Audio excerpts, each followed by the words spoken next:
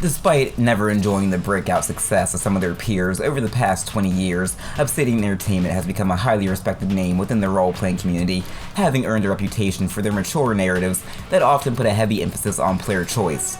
However, even the studio's biggest fans will readily admit that Obsidian games have a tendency of feeling a bit unpolished at launch, or worse, unfinished, as the studio's grand ambitions often clash with the realities of their budgets and schedules. And I don't know if I ever played a game that embodied the spirit and history of its studio more than Alpha Protocol. On the one hand, it's a janky, bug-filled mess that often frustrated me to the point that I found myself fighting the urge to throw my controller against the wall. On the other hand, it provides such a unique, compelling, and innovative role-playing experience that I couldn't stop playing the damn thing. Alpha Protocol cast the players in the role of Michael Thornton, a new recruit of a shadowy government agency called, yep, you guessed it, Alpha Protocol.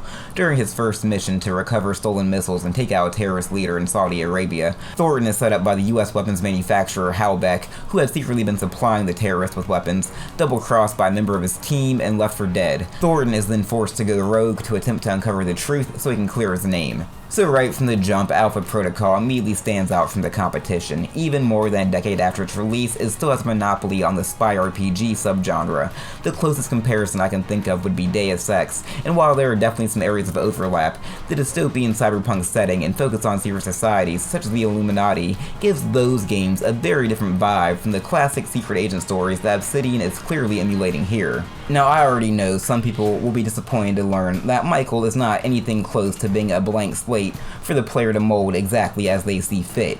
You can't swap genders and play as Michelle Thornton, and you can't even really change Michael's appearance so much as you just slightly alter his style. Now, I'll admit, as a somewhat pasty mixed guy, I was a bit bummed out that I was locked into playing as a very pasty white guy. At first. Then I heard him talk. Good, you overconfident prick. You've already stepped on my last nerve, don't expect any manners out of me. Let's just say Patrick Bateman shouldn't have any issues with Michael should he decide to pursue a musical career. But while you may not have much input on Michael's appearance, you are given free reign over his personality. In a cover story for Game Informer, I remember somebody at Obsidian describing the philosophy behind the role-playing elements as being guided by the three Bs, Bourne, Bond, and Bauer, with Bond representing the classic smooth-talking secret agent, Bourne representing the consummate tight-lipped professional, and Bauer representing the guy who's willing to complete his mission by whatever means necessary and seems one bad day from completely slipping over the edge. Now, I've got to be honest, I've only ever seen the Bourne identity, and my favorite episode 24 is the one from The Simpsons, but as a Bond fan, I feel pretty confident saying the three B's stood for Bond, Bond, and Bond, and it would still work. And as somebody who's always thought that the best James Bond game would be an RPG where you're able to build your own Bond, Alpha Protocol is pretty strong evidence that I might be onto something. During conversations, you don't choose exactly what Michael is going to say, but rather his tone. I know a lot of Fallout 4 critics are probably rolling their eyes, but trust me, it works here. For one thing, you're not just choosing between three different ways to say yes or not now, maybe later. You're constantly making decisions in Alpha Protocol, both large and small. Hell, sometimes you're even making decisions without even realizing it. The first thing I did in Taiwan was checking with one of my contacts, and he took it as a sign of respect that I decided to give him a heads up before conducting any operations, which improved his opinion of Michael. It's that sort of obsessive attention to detail that elevates a good role-playing experience into a great one.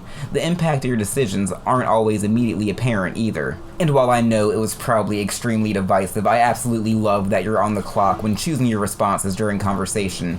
A, it removes those awkward pauses where the NPC just stares blankly into your soul and makes the conversations flow much more naturally, and B, I found it's forced me to play far more intuitively because I don't have all day to mull over what I've been told and choose the optimal response.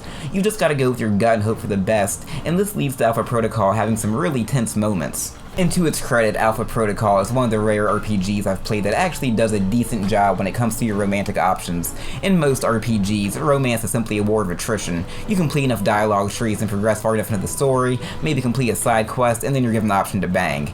Here, though, relentlessly flirting every chance you get could lead to some of Michael's potential romantic interest, seeing him as little more than a shallow airhead. This is the type of game that begs to be replayed, and when Alpha Protocol is at its best, it can stand toe-to-toe with any game in the genre.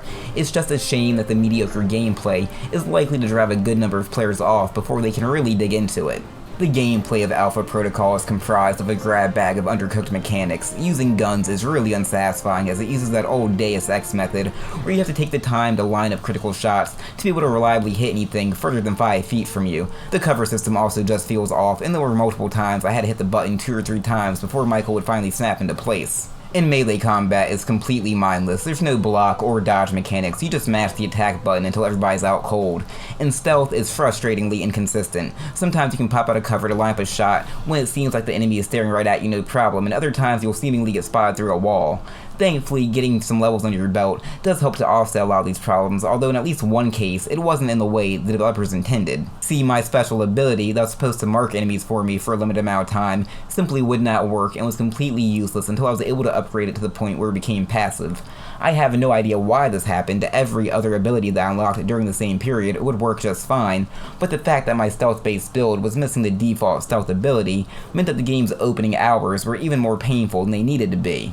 Alpha Protocol also commits the cardinal sin for any RPG by convincing the player that it's perfectly fine to play as a squishy, stealthy bitch boy, then forces you into direct boss encounters. Seriously, why does every RPG seem to think this is acceptable? It's fucking terrible and nobody enjoys it. Honestly, do yourself a favor, swallow your pride, and set the difficulty to easy when you start the game up, because the gameplay here is not the main attraction. Like with the first two Mass Effects, it's just what you have to put up with in between all the good stuff.